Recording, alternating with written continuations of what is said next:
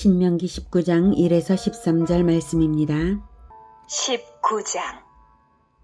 내 하나님 여호와께서 이 여러 민족을 멸절하시고 내 하나님 여호와께서 그 땅을 내게 주심으로 내가 그것을 받고 그들의 성읍과 가옥에 거주할 때에 내 하나님 여호와께서 내게 기업으로 주신 땅 가운데에서 새 성읍을 너를 위하여 구별하고 내 하나님 여호와께서 내게 기업으로 주시는 땅 전체를 세 구역으로 나누어 길을 닦고 모든 살인자를 그 성읍으로 도피하게 하라. 살인자가 그리로 도피하여 살만한 경우는 이러하니 곧 누구든지 본래 원한이 없이 부지 중에 그의 이웃을 죽인 일, 가령 사람이 그 이웃과 함께 벌목하러 산림에 들어가서 손에 도끼를 들고 벌목하려고 찍을 때에 도끼가 자루에서 빠져 그의 이웃을 맞춰 그를 죽게 함과 같은 것이라. 이런 사람은 그 성읍 중 하나로 도피하여 생명을 보존할 것이니라. 그 사람이 그에게 본래 원한이 없으니 죽이기에 합당하지 아니하나 두렵건대 그 피를 보복하는 자의 마음이 복수심에 불타서 살인자를 뒤쫓는데 그 가는 길이 멀면 그를 따라 잡아 죽일까 하노라. 그러므로 내가 네게 명령하기를 새 성읍을 너를 위하여 구별하라 하노라. 사랑하는 형제 여러분, 2월 18일 목요일 새벽 묵상에 오신 것을 환영합니다. 우선 7절까지를 읽었고요. 오늘 13절까지 보도록 하겠습니다. 오늘 읽은 규례는 도피성 제도인데요. 신명기 4장 41, 43절에서도 한번 언급이 되었었죠.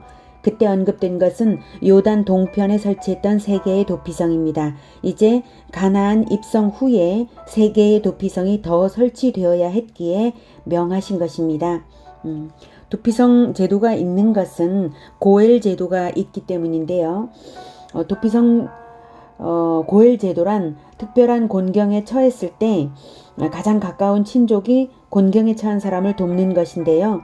여러 가지 그 고엘 제도가 있어요. 기업 모르기, 속량, 계대 결혼, 살인자에 대한 보복 등 그러한 것을 근족 즉 고엘이 행하는 것인데요. 오늘 도피성과 관련된 부분은 살인자에 대한 보복을 고엘이 행할 때에 그 피살자의 근족이 살인자에게 보복할 수 있을 때에 그 율법이 그렇게 허락하고 있는 그것을 할 때에 말입니다. 그럴 때에 그 살인자가 고의성이 없이 전혀 어떤 미워하는 마음도 없고 그저 정말 실수로 완전히 실수로 살인을 했을 경우에 이 살인자를 보호해 줄 필요가 있거든요. 그래서 보복을 당하지 않도록 보호를 받아야 할 경우들이 있습니다. 그래서 그것을 도피성에 피하면 보호를 받을 수 있다라고 하는 것이고요. 도피성에 피할 수 있는 경우들 그것을 4절부터 말하고 있습니다. 4절 살인자가 그리로 도피하여 살만한 경우는 이러하니 곧 누구든지 본래 원한이 없이 부지 중에 그의 이웃을 죽인 일, 가령 사람이 그 이웃과 함께 벌목하러 산림에 들어가서 손에 도끼를 들고 벌목하려고 찍을 때에 도끼가 자루에서 빠져 그래서 우연히 빠져서 그의 이웃을 맞춰 그를 죽게 함과 같은 것이라. 이렇게 말하고 있습니다. 이런 사람은 그 성읍 중 하나로 도피하여 생명을 보존할 것이니라 라고 말하고 있습니다. 이렇게 원한이 없이 부지 중에 살인한 자가 보복하는 자를 피할 수 있게 했는데요. 원한 없이 부지 중이라는 말은 원한이 없이 부지 중이라는 이 말은 도피성 제도의 의의가 이 말 속에 있는 것이죠. 근친에 의한 피해 복수를 허락하되 한계를 설정한 것이죠. 이로써 무모한 인명살상을 막은 것입니다. 이것은 도피성 제도가 무조건 살인자의 신변을 보호하는 것이 아니라 하나님의 공의가 반영된 인권 보호라는 점입니다. 고대 로마 등에서도 신전에 숨기만 하면 누구나 어떠한 죄를 지었다 할지라도 무조건적으로 보호를 받을 수 있는 성역이 바로 고대 로마 등의 신전이었는데요. 그것은 그들이 신전을 신성시하고 있었기 때문만이 아니라 종교를 통한 국가 지배를 더 권위적으로 행하기 위한 목적 때문입니다. 그런 것에는 공의가 전혀 없습니다. 종교적 권위주의만 있는 것이죠.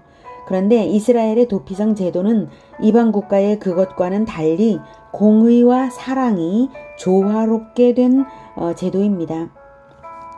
3절 내 하나님 여호와께서 내게 기업으로 주시는 땅 전체를 세 구역으로 나누어 길을 닦고 모든 살인자를 그 성읍으로 도피하게 하라.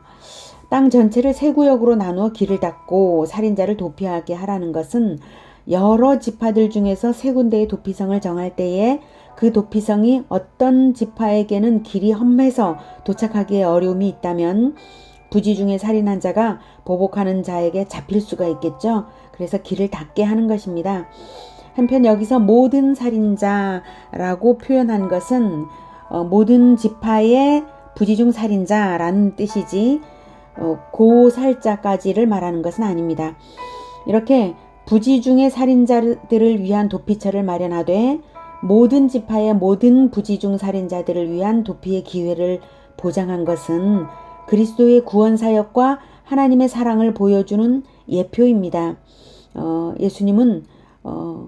예수님께 회개하여 돌아오는 자들의 도피처와 같죠. 도피성과 같습니다.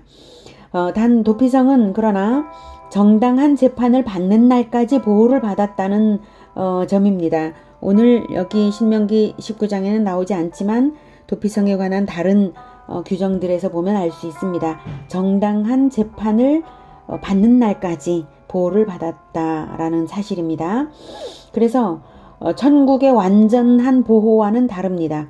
살인자는 재판날까지는 아직 두려움 가운데 살아가는 것이죠. 이 땅에 있는 동안에는 그리스도의 보혈로 보호를 받는다 할지라도 최후 심판날이 아직 있잖아요. 그래서 최후 심판날이 있다는 것을 생각나게 하는 것이죠. 그리스도의 보혈로 보호를 받는다 해도 그 보호를 이용하여서 죄를 오히려 가까이 하지 않도록 하나님을 두려워할 줄 알라는 의미입니다. 8, 9절 내 하나님 여호와께서 내 조상들에게 맹세하신 대로 내 지경을 넓혀 내 조상들에게 주리라고 말씀하신 땅을 다 내게 주실 때 또 너희가 오늘 내가 너희에게 명하는 이 모든 명령을 지켜 행하여 내 하나님 여호와를 사랑하고 항상 그의 길로 행할 때에는 이 셋 외에 새 성읍을 더하여서 내 하나님 여호와께서 내게 기업으로 주시는 땅에서 무죄한 피를 흘리지 말라. 이같이 하면 그의 피가 내게로 돌아가지 아니하리라. 자, 여기에서 셋 외에 새 성읍을 더하라. 이것은요.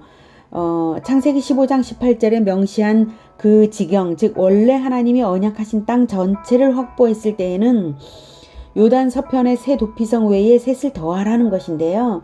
그러면 요단 동편 도피성까지 포함하면 9 도피성이 되게 하라는 뜻입니다. 이 말씀은 약속을 완전히 지키시는 하나님의 모습을 보여줍니다. 그러나 이스라엘은 하나님의 율법을 온전히 지키지 못함으로 인해서 그 땅을 다 소유하지는 못했습니다.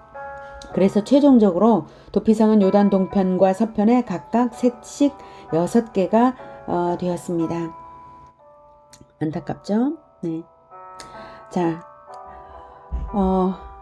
10절 여호와께서 주시는 기업으로 주시는 땅에서 무죄한 피를 흘리지 말라. 이같이 하면 그의 피가 내게로 돌아가지 아니하리라. 이 말씀은 무죄한 자의 피를 흘리게 하면 그 책임을 지게 된다는 의미죠. 왕이 공의를 반드시 지켜야 함을 강조합니다.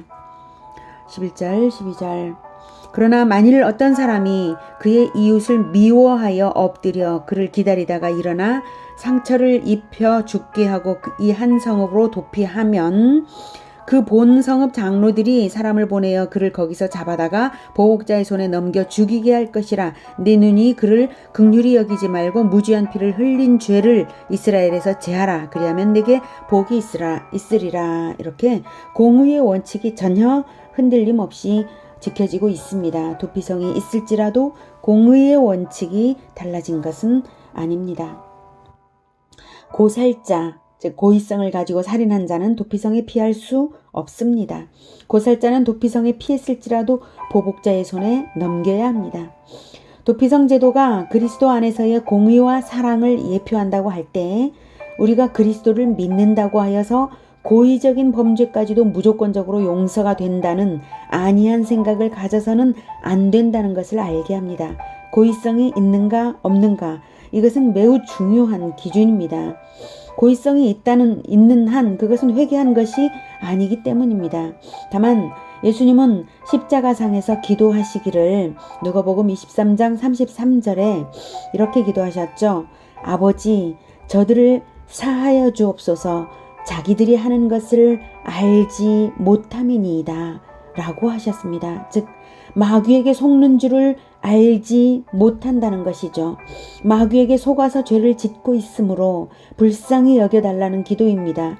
마귀에게 속았음을 깨달아 회개하여 돌아옴으로써, 십자가편에 돌아옴으로써 마귀를 대적하는 자들은 회개하여 구원받는 기회가 그리스도 안에 있음을 알 수 있습니다. 이것이 중요한 것입니다. 그리스도 안에서 마귀를 대적하는 것, 이것이 승리 생활입니다. 예수님은 그렇게 기도하심으로써 고의성을 가진 범죄인가 고의성이 없는가에 대한 분명한 기준을 은혜로서 정하신 셈입니다. 십자가 상에서 말입니다. 예수 그리스도의 편에 분명히 서서 마귀를 분명하게 대적하는 태도로서 고의성 없음이 되고 은혜 안에 있게 되는 것입니다. 즉 마귀 편이 되고자 하는 의도가 없었음을 분명히 하는 것입니다. 예수님의 이 기도야말로 우리로 하여금 오직 그리스도의 보혈의 공로를 의지하여 마귀를 대적하며 죄를 완전히 버릴 수 있는 담대함을 줍니다. 도피성 제도는 어느 나라에도 없는 이스라엘의 독특한 제도입니다. 예수 그리스도의 보혈의 공로는 그 어떤 도피성과도 비교할 수 없는 완전한 피난처입니다. 우리로 하여금 마귀를 대적하여서 반복적인 범죄를 하지 않게 하기 때문입니다. 혹시 반복적인 범죄가 있습니까? 오늘 다시 예수 그리스도의 이름으로 마귀를 쫓아내십시오. 그리고 회개의 기도를 하십시오. 예수 그리스도의 이름으로 나를 속이는 원수 마귀는 물러가라고 담대하게 대적하십시오. 그리고 하나님께 기도하십시오. 다시 속아서 범죄한 것을 회개하고 죄를 완전히 버리십시오. 하나님의 은혜로 승리하는 우리 모두가 되기를 축복합니다. 기도하겠습니다. 하나님, 우리가 아직 하나님의 말씀을 잘 알지 못하여서 우리가 아직 마귀의 괴계를 꿰뚫어 알지 못하여서 마귀가 때로는 우리를 속일 때가 아직도 있습니다. 주님, 우리를 불쌍히 여겨 주시옵소서.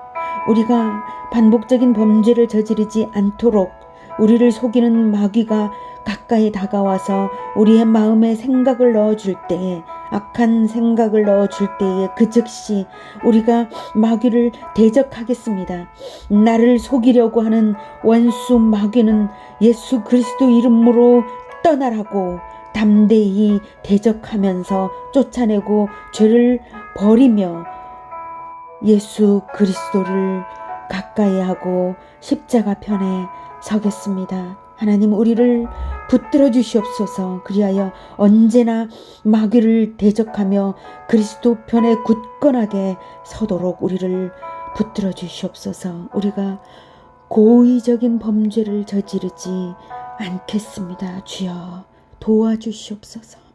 예수 그리스도 이름으로 기도드립니다. 아멘. 이어지는 시간은 개인 기도 시간입니다.